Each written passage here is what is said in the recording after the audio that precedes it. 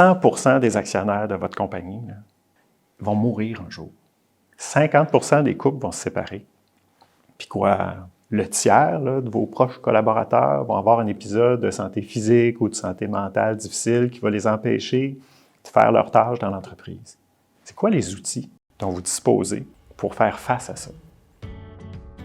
La pandémie nous a révélé la difficulté de faire face à l'inconnu. La Convention entre actionnaires, elle devrait prévoir des solutions éprouvées, réalistes, pragmatiques pour faire face à des crises, peu importe lesquelles. On devrait faire une convention entre actionnaires quand ça va bien. En fait, on devrait même la faire le plus tôt possible au démarrage de l'entreprise parce que plus les montants vont devenir importants, plus les enjeux vont devenir préoccupants, plus il va y avoir de la tension et plus ça va être difficile à négocier.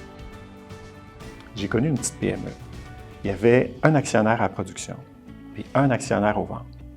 Bien, un des deux a eu un grave problème de santé mentale. Alors, l'actionnaire restant, grâce à la convention entre actionnaires, il a utilisé une clause qui prévoyait que lorsqu'un actionnaire ne rentrait pas travailler pendant un certain nombre de mois, il pouvait racheter toutes les actions.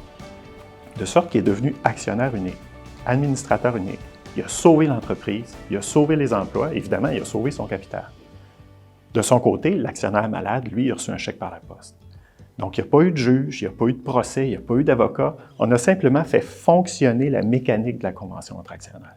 Donc, en somme, la convention entre actionnaires, c'est un outil pour traverser une tempête. Mais si elle est bien conçue, c'est aussi une bouée de sauvetage pour la famille d'un actionnaire malade qui ne veut pas des actions dans votre société, qui veut de l'argent pour s'occuper d'une personne qu'ils aiment. Mais soyez certains que ça va être beaucoup moins cher que, imaginez, seulement 2 avocats qui étudient chacun leur dossier, qui échangent la correspondance puis qui vont plaider pour résoudre leurs problèmes. Ça va toujours être beaucoup moins cher qu'un litige à la cour. Si j'avais un conseil à vous donner, ce serait de choisir un juriste qui est capable de partir d'une convention entre actionnaires de base, passe-partout, et à travailler en équipe avec vous, avec votre comptable, avec votre fiscaliste, avec votre évaluateur d'entreprise, pour vraiment répondre à vos questions, pour bien vous l'expliquer et bien l'adapter à votre situation.